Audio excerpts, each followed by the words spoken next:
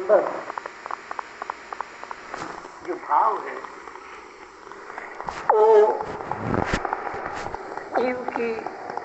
जीव के प्रति तड़प अथवा परमात्मा के प्रति आत्मा का तड़प और संसार की मिसालें लेकर के अलग अलग प्राणियों की उनके अंदर की जो तड़प है वो तड़प अगर हमारी आत्मा में आ जाती है तो परमात्मा का साक्षात्कार ईश्वर के साथ मिलन हो। बताने का भाव है कि तड़प की कमी है, परमात्मा हाजिर है। आना जाना हमारा है, आना जाना उसका नहीं है, वो तो है ही। हम जिस रहेंगे उससे दुखी रहेंगे, अब जितने हम उसके नजदीक चले जाएंगे उतने सुखी हो जाएंगे, क्योंकि उसके पास तीन बहुत बड़े तत्व सुखी बनाने के, आनंदित बनाने के हैं। सत्य, शिव,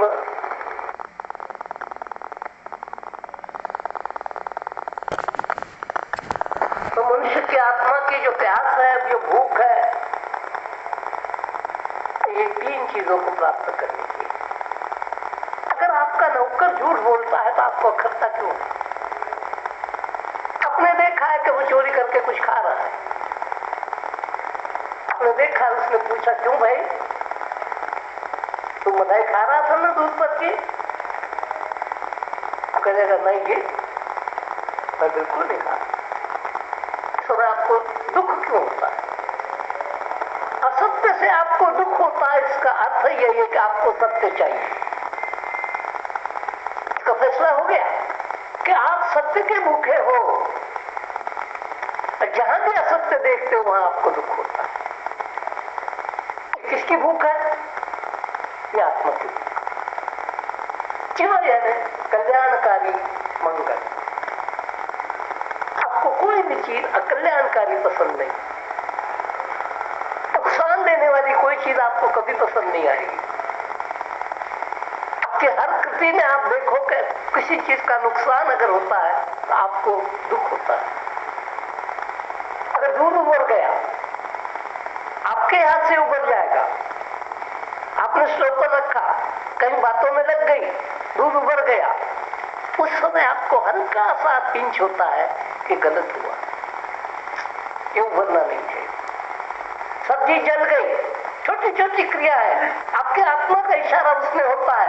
सब्जी जल गई, आपको अच्छा नहीं लगा, दूध उबर गया, आपको अच्छा नहीं लगा, प्लेट टूट गई, आपको अच्छा नहीं लगा। ये अच्छा नहीं लगा है, किसको नहीं लगा? इसके अंदर, आपके अंदर जो आत्मा है उसको ये अच्छा नहीं लगा, असत्य अच्छा नहीं लगा, अशुभ अच्छा नहीं लगा। सत्यम शिवम सुंदर। अच्छा थोड़ा सा गंदा लगता है, आपने बाहर जाना तो वो कहता है मेरे को भी साथ लेगा, मैं नहीं तेरे को ले जाता, गंदा करेगा। आपको असौंदर्य जो है, कुरूपता है, आपको पसंद नहीं। कुरूपता मिटाने के लिए तो सारा बाजार खड़ा हुआ है।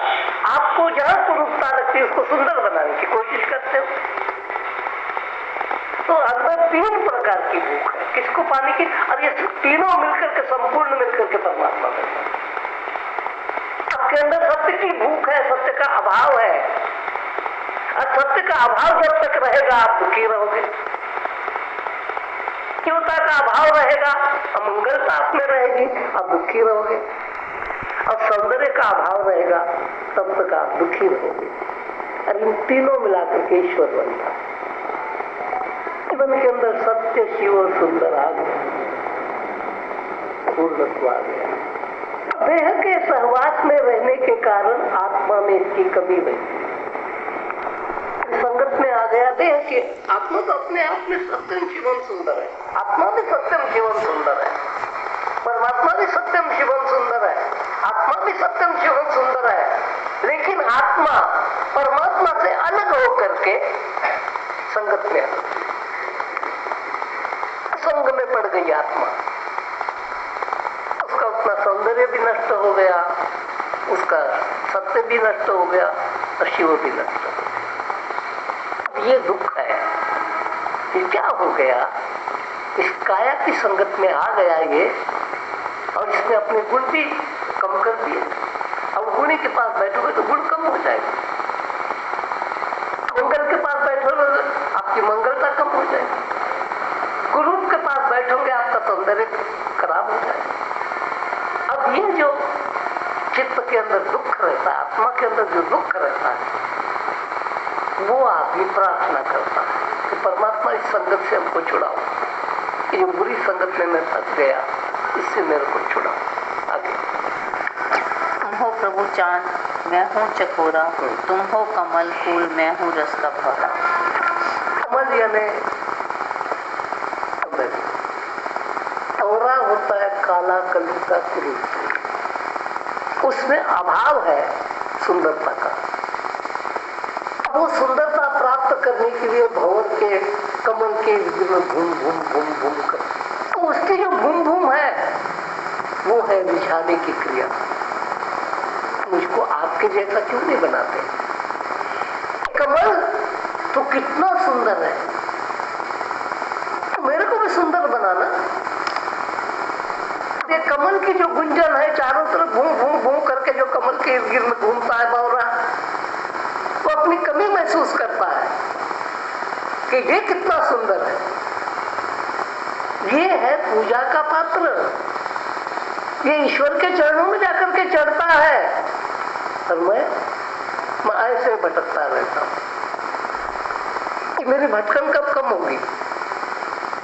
ए कमल, तू तो भटकता नहीं, तू तो स्थिर है, आसन लगा करके बैठा है और सूर्य नारायण की उपासना में दिन भर लगा रहता है, और मैं इधर उधर भटकता रहता हूँ। ये तेरी स्थिरता मेरे को कब मिलेगी? ये तेरा सौंदर्य मेरे को कब मिलेगा?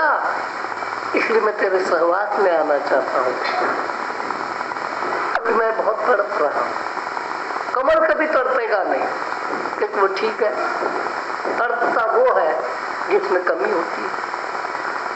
तो जब हमारी आत्मा के अंदर सौंदर्य की कमी होती है, शुभता की कमी हो जाती है, तो आत्मा तड़पती रहती है भंवरे की भांति। आगे आने बिना जैसे हो मीन व्याकुल, उसी भांति तड़पाए तोरा बिछोड़ा। आने बिना मीन व्याकुल होती है मछली, क्योंकि मछली पानी ही है, तो बदल गया। पानी का रूपांतर है मछली, पानी का ही रूपांतर है चीप, पानी का ही रूपांतर है शंख।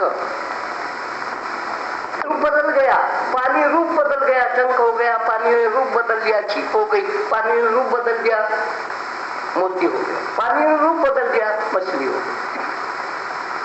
मछली को भान हो गया कि मेरा वास्तविक रूप नहीं है, मेरा वास्तविक रूप है समुद्र। मैं वास्तविक रूप से भटक गई। उस रूप की जो प्यास है वो मछली की प्यास है कि तुम मेरे को फिर से जल क्यों नहीं बना देते?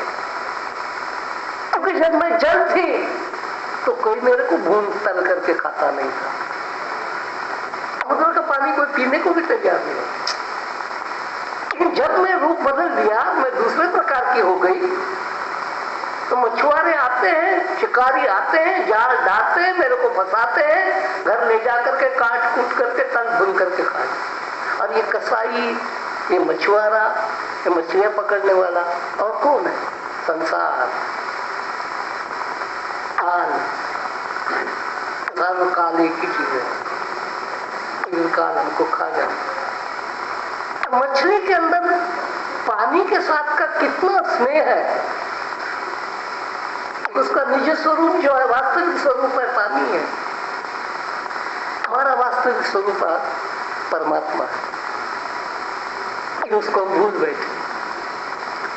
अब उस मछली को ये ख्याल आता है कि मेरा ये वास्तविक स्वरूप नहीं है, क्योंकि वास्तविक स्वरूप को कोई तल भून करके खा नहीं सकता।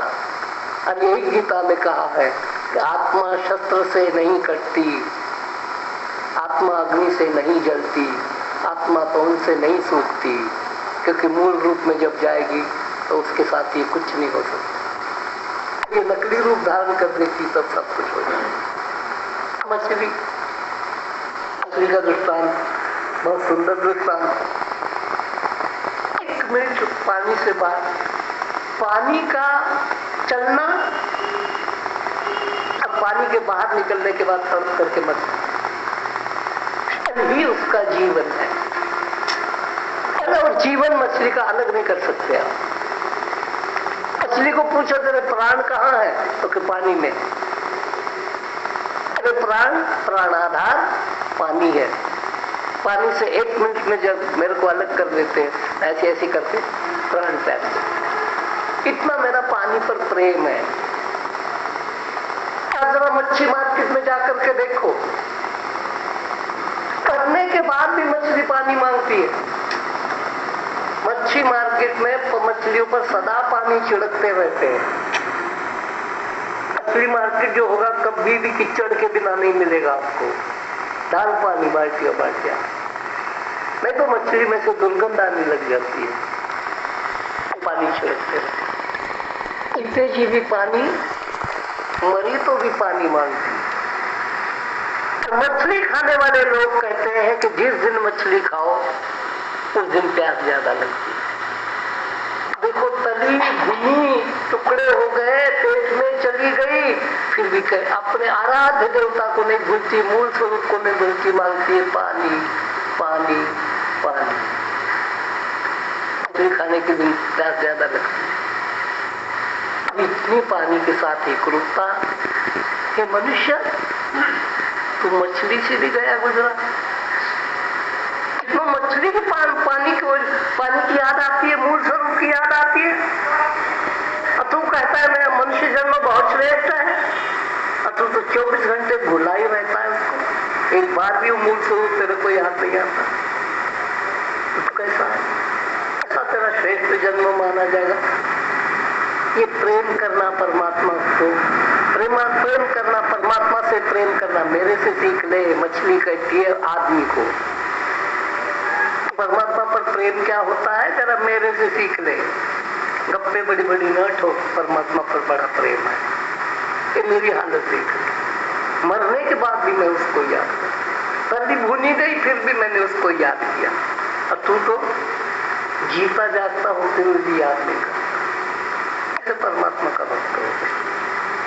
वही की जैसे चुंबक से प्रीति मुझे खींच लावे प्रभु प्रेम तोरा। देखो चुंबक क्या नहीं, ईश्वर। चुंबक लोहे को ही उठाता है और किसी चीज को नहीं। तांबे के पास चुंबक ले जाओ, तांबे का चीज उठेगी नहीं, पत्थर की उठेगी नहीं, सोने की उठेगी नहीं, कोई चीज चुंबक ले जाओ, चुंबक से करके उसने जो प्राण तत्व दाखिल करना है, चुंबक चिपकता नहीं है, दूर रहता है और उसमें जान डाल देता है। अब फट से वो लोहा उठ करके पिन जो होती है गिरी हुई सुई होगी, खट करके खड़ी हो जाएगी उसके साथ। तो जड़ में चेतना डालने वाला कौन सा तत्व है? परमात्मा तत्व, आत्मा तत्व। अगर तू अपने काया को, जीवन को लोहे जैसा बनाता है तब चुंबक तो बीच में बैठा हूं, लेकिन तू लोहा बनना नहीं चाहता कि लोहा धातु में सबसे सस्ती चीज है, तो अपने को कीमती रखना चाहता है। पित्तल का भी कुछ भाव आएगा, तांबे का भी ज्यादा भाव आएगा, हर धातु का ज्यादा भाव आएगा, लोहे का सबसे कम भाव होता है। किंतु अपना कम भाव बना नहीं चाहता, सोना बनना चाहता है। सोना बनेगा तो जगत तेरे को उठा देगा, मैं नहीं उठाऊंगा। चांदी बन जाएगा तो जगत तेरे को उठाएगा, मैं नहीं उठाऊंगा। सिर्फ उसको उठाता हूं जो सबसे दीनहीन है। तभी तो परमात्मा को दीन दयालु कहते हैं, दानी दयालु कभी नहीं कहते। सबसे निकम्मा होने पर भी लोहा, लोहे के अंदर उद्धार की कामना, सोने के अंदर नहीं, मैं तो हूं ही कीमती, देखो और किसकी क्या जरूरत है। देखो बाजार में मेरा कितना भाव है, देखो परमात्मा की क्या जरूरत है। तो जो भक्त अपनी कीमत पर ही घमंड से भरा होगा, परमात्मा उसके पास नहीं है। लोहा उठ करके नहीं जाता, चुंबक लोहे के पास आ जाता। उस आत्मा के पास, उस जीव के पास परमात्मा कभी नहीं आएगा जो अपने को सोना हीरा मोती बनाए कर रखने की कोशिश करे। तेरी वैल्यू है तो ठीक है, लेकिन सबसे ऊंची वैल्यू तो मैं ही दे सकता हूं, लेकिन तेरे को मेरी जरूरत ही नहीं। सोना अपने आप में घमंड में होता है, मेरा सबसे तेज भाव है दुनिया में। मेरे को बहुत लोग चाहते हैं, देवी देवताओं के मुकुट मेरे बनते हैं, राजाओं के ताज मेरे बनते हैं, सुंदरियों के गले के श्रृंगार मेरे से बनते हैं। तो सोना अपनी अकड़ में होता है, अपनी अकड़ में होता है, अपनी अकड़ में होता है। तो परमात्मा कहता है मेरी क्या जरूरत, तो अपनी अकड़ पर जी जा, ये तुच्छ बनो। गरीबन नवाज बनना है तो गरीब बनो, गरीब बनोगे नहीं, वो गरीबन नवाज बनने कैसे आएगा। हर चीज में गरीब बने रहो। गरीब का अर्थ है मगरूरहीन, घमंड के जिसमें नहीं है वो गरीब।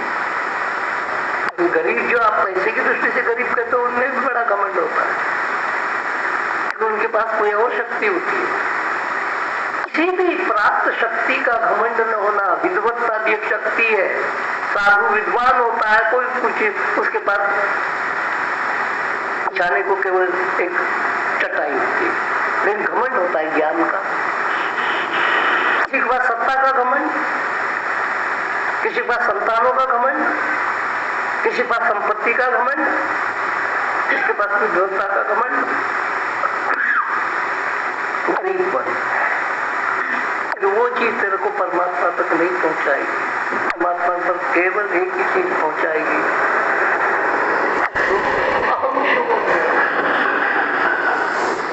अहम शून्यता ही कंगाली है, गरीबी है। जैसी चीज पड़ी है, दूसरे प्राणी सोना पड़ा होगा, कोई कीमत नहीं देते। कूड़े में आपका गहना भी चला गया होगा, मुर्गा उसको देखेगा भी, उसको चाहिए दाना। अपने मूर्तियों का कंठा चला गया मान लो, झाड़ू लगाते लगाते और कूड़े में फेंक दिया, मुर्गे को क्या कीमत है उस मूर्तियों के दाने। वो कहते जीवन के तो कई काम में आता नहीं, मूर्ति तो खाए नहीं जाते, और खाना नहीं खाएंगे तो जीवन कहां से बनेगा। तो मेरे लिए बिल्कुल निकम्मी चीज है, आदमी के लिए बड़ी काम की है। मुर्गा आदमी को बताता है कि मूर्ख जो काम की चीज है उसकी कदर नहीं करता, जो निकम्मी चीज है उसकी बड़ी कदर करता है, उसको गले में डाल करके घूमता है। सीने लगाने वाली चीज नहीं है, सीने में लगाने वाली चीज है परमात्मा। तो कंठाई सीने में लगा लेता, तुम मुझे हम ज्यादा समझ, फिर समझ सोच करके गरीब बनना, यानी बाहरी पदार्थों को वैल्यू न देना, उसके ऊपर इतराना नहीं, उसके ऊपर अकड़ना नहीं कि ये है वो है वो कहते सब धोखेबाज चीजें, तेरे किसी काम में नहीं आती। तो हरि का